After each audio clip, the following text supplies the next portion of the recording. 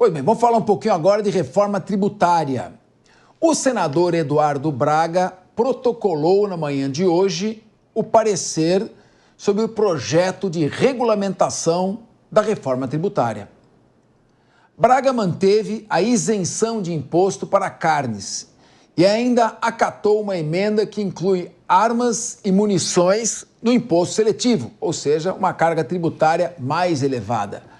O relatório final da reforma deve ser apresentado hoje na Comissão de Constituição e Justiça do Senado. O texto deve ser votado ainda na quarta-feira. Meu querido Paulo Loiolo, claro que uma reforma tributária, para valer o ano que vem, pelo princípio da anualidade, tem que ser aprovada até 31 de dezembro. Qual a sua avaliação sobre esta reforma tributária e no que ela pode melhorar o equilíbrio das contas públicas? Acho que a reforma tributária, como na verdade todo o conjunto de ações do governo, e aí eu quero lembrar uma coisa, gente, fica parecendo, o Paulo é otimista, o Paulo está trazendo um número. Reparem que eu trago números e as outras pessoas trazem narrativas. Eu queria lembrar isso. Agora, para além disso, por exemplo, a agência Moody's, agora no início de outubro, deixou o Brasil a um passo do grau de investimento, melhorando a avaliação. A agência Moody's, que não é direita, esquerda, centro, em cima, embaixo, bolsonarista, lulista. A agência Moody's, que é uma agência de investimento, uma agência que orienta investidores do mundo inteiro. E por isso, repito, trago dados. Aqui não tem nenhum interesse de fazer uma defesa do governo ou de fazer um ataque ao governo. E desafio qualquer um aqui a desmentir qualquer um dos dados que eu trouxe. Tá? Então, eu acho que o governo vem caminhando numa direção e está fazendo disso uma marca de diminuição da injustiça tributária brasileira. O que acontece no Brasil de hoje é que o pobre ele é muitíssimo mais tributado do que o rico. Por isso, inclusive, me gera muito estranhamento quando vem uma ação para diminuir o imposto de renda que alguém que ganha até R$5.000 paga, e isso pode botar R$500 a mais, que vira compra, que vira uma obra em casa, que vira um final de semana com a sua família, que vira qualidade de vida diretamente no bolso de quem mais precisa, vinculado, e aí eu repito, vinculado, a proposta do governo, ela não é de simplesmente diminuir o imposto de renda de quem ganha até 5 mil. É de diminuir o imposto de renda de quem ganha até 5 mil, ao mesmo tempo que aumenta um pouco, e muito pouco, o imposto de renda de quem ganha mais do que R$600 mil. Então, a gente precisa separar o que tem de narrativa de ataque ao governo do mundo real, onde, repito, o Brasil foi o segundo país que mais recebeu investimento direto privado em 2023, gente. Ninguém bota dinheiro aqui no Brasil para rasgar dinheiro. É óbvio, e aqui eu também não vou negar, que a gente tem um processo inflacionário, principalmente sobre os alimentos, que sim, pesa sobre a população de baixa renda e que o governo tem que olhar. Agora, dizer que o Brasil está nesse processo negativo no campo econômico é simplesmente a criação de uma narrativa para combater um governo que está fazendo, como é esse processo da reforma tributária, justiça tributária no Brasil, diminuindo o peso do imposto de quem mais paga e aumentando um pouco o peso do imposto de quem nunca pagou imposto nesse país, que são os mais ricos. Se você pegar o índice que uma pessoa mais rica no Brasil paga de imposto, ela é infinitamente inferior a você que está aí em casa ouvindo a gente, que está pagando muitas vezes 27,5% do seu imposto de renda. É nisso que o governo está atuando. Quando o governo atua para simplificar a questão tributária, ele está diminuindo o custo de investir no Brasil, ele está diminuindo a complexidade de investir no Brasil. Quem investe no Brasil, temos colegas aqui na mesa que são empresários, sabe a complexidade tributária que é. Então, trazer uma ideia de imposto único, diminuir a taxação de produtos básicos alimentares, que são pontos que constam na reforma tributária, trazem justiça tributária ao Brasil. Eu vejo de uma maneira muito positiva. Muito bem, falou aqui o Paulo Loyola e sua posição sempre respeitada. Agora, meu querido Sérgio Zagarino, para não dizer que não falei das flores, ou seja, para não dizer que não dei dados e que está aqui no debate na narrativa, a dívida pública do Brasil vai bater 80% do PIB, 8,8 trilhões de reais. Né? E vamos pagar o ano que vem 1 trilhão de reais só de juros. Então, num cenário como esse, em que não é que só os pobres pagam imposto, se os ricos não pagassem imposto, não ia ter 50 bilhões para os deputados torrarem em emendas parlamentares. Então, eu queria perguntar aqui para você, essa reforma tributária tende a resolver os problemas do país ou com o pacote de corte de gastos que não cortou gastos, a tendência será cada vez mais subir impostos e retrair a atividade econômica? Queria que você desse uma análise global sobre isso. Olha, Capês, em relação à questão da reforma tributária, eu enxergo que ela é necessária. E aí, vejam, eu concordo com o Paulo. O Paulo disse o seguinte, é necessário que nós tenhamos uma reforma tributária, haja vista que nós vivemos num manicômio tributário. Resumidamente, foi isso que ele disse. Nós temos um manicômio tributário que precisa ser arrumado, corrigido. O Brasil, a pessoa tem dificuldade até de como pagar o imposto. Então, precisamos fazer a reforma. Agora, temos que tomar muito cuidado com o formato que eles querem fazer essa reforma. Por quê? Aí o Paulo, eu vou discordar dele. Ele disse, quem paga imposto no Brasil é só o pobre. O pobre paga imposto, mas não na arrecadação do IR. Não é ali que ele paga o valor maior. Ele paga muito imposto no alimento. Só que quando você tem, conforme a pessoa ganha mais, ela consome mais. No Brasil você tem hoje o ISS, você tem o ICMS, você tem PIS, COFINS, que são todos impostos ali de âmbito municipal e estadual, que quem, obviamente, gasta mais, paga mais. Portanto, o que significa dizer? Que se você fizer uma reforma tributária nos moldes que o governo pretende aprovar, que é exatamente a substituição desses 4 impostos que vão diretamente para o município e para o governo estadual, eles querem unificar num único imposto que vá direto para o governo federal. Sabe o que vai desencadear isso? Vai fazer com que o governo federal ele direcione para onde ele quer devolver esse dinheiro. Então você mora numa cidade X, você recolheu o teu imposto ali, ele vai para o governo federal e o governo federal vai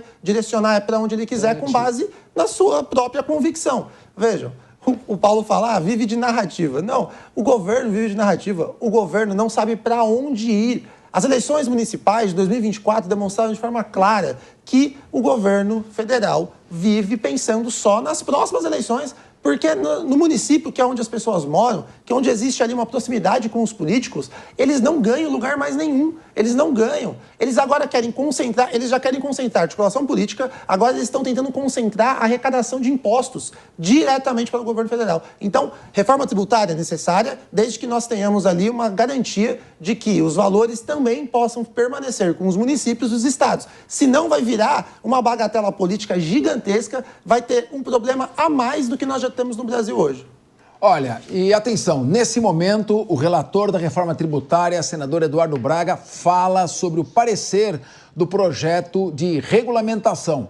Vamos acompanhar agora e ter a nossa própria interpretação. Do ponto de vista técnico, nós fizemos várias alterações com a orientação do Ministério da Fazenda, dos nossos consultores. Cadê o Danilo? Bota aqui do meu lado, senta aqui do meu lado. Senta aqui, Tati. Fizemos várias alterações com a participação do Ministério da Fazenda e da nossa assessoria e da consultoria para que nós pudéssemos chegar aos números que nós chegamos. Como vocês viram, o que ficou? Ficou uma alíquota de 50% para venda de imóveis e não de 40 são 50. A redução era de 40, passou a ser de 50, então a alíquota passou a ser de 50% do valor da alíquota padrão. E na questão de locação, a alíquota passou a ser de 70% e não de 60%. A pretensão do setor era de 60% no caso de comercialização e de 80% no caso de locação. No entanto, todos os cálculos que nós fizemos, com todas as simulações que nós fizemos, nós entendemos que o ponto de equilíbrio era 50 e 70 e não 60 e 80 como estava previsto. Aqui tem as modificações que estão colocadas com alguns resumos. Então, vamos lá. Agora eu vou obedecer isso que está aqui, porque eu estava falando tudo de improviso. O primeiro destaque é a trava, tá? A questão da trava de 26,5%, nós reforçamos ela não apenas como uma trava, mas como uma obrigação de o Poder Executivo enviar medidas que reduzam a alíquota padrão para 26,5%. Se a soma das alíquotas de referência estimada resultar em percentual superior a 26,5%, o Poder Executivo encaminhará projeto de lei complementar ao Congresso, ouvido o Comitê Gestor do IBS, propondo a diminuição das reduções de alíquotas. E como toda trava, como toda consequência, precisa ter alguma consequência, pode ser que até quarta-feira nós tenhamos uma medida ainda mais forte com relação às consequências se não o cumprirem. Alíquota teste. Bem, eu acho que esse é um ponto central da inovação do nosso regulamento. Veja, todos nós estamos convencidos de que nós vamos fazer, além da inovação, da legislação... Muito bem, nós estamos aqui. Ô Guilherme Mendes, parece que o nosso senador Eduardo Braga deu uma dilmada aqui, porque ele falou que toda consequência tem que ter uma consequência, porque senão piora as consequências. Foi a única coisa que eu consegui entender, e por isso que foi bom até ele começar a ler isso aqui, porque nem ele estava entendendo o que ele estava falando. Eu queria que você explicasse, então, o seguinte. Em suma, essa reforma tributária é uma reforma para pagar mais imposto? Já não teve a reforma tributária, já não foi aprovada, que vai começar a valer a partir de 2035, com a simplificação dos impostos, que você extingue 2 impostos, cria 5. Como você avalia a influência desse parecer que está sendo agora encaminhado para a reforma e o que de fato vai mudar para as pessoas? Capês, vamos lá, por partes, né? Primeiro, o senador Eduardo Braga fez um bom serviço ao terminar o seu relatório, sobretudo quando ele aplica o imposto diferenciado, né? Que alguns chamam do imposto do pecado. Isso é um mecanismo de gestão pública muito importante que o governo deve fazer uso, sim.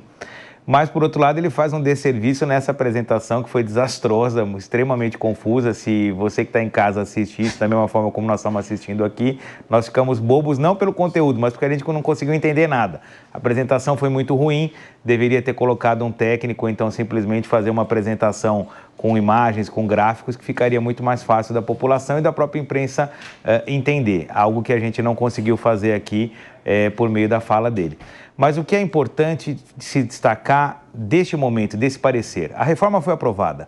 O parecer trata agora das alíquotas, trata dos produtos, trata da parte quase que percentual e daquilo que vai entrar, daquilo que não vai entrar na tributação, como vai ser feita essa tributação. É a segunda etapa, é a etapa da regulamentação. Nesse sentido, como eu volto a falar, a taxação de determinados produtos de forma diferenciada, o imposto diferenciado. Isso é muito importante.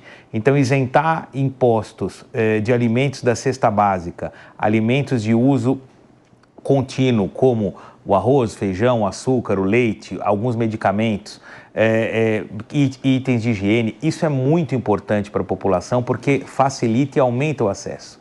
Se paga menos imposto, consequentemente, se tem um poder de compra maior na medida em que sobra um pouquinho mais para consumir esses bens que são bens de primeira necessidade. Por outro lado, determinado tipo de bem tem que sofrer uma taxação diferenciada.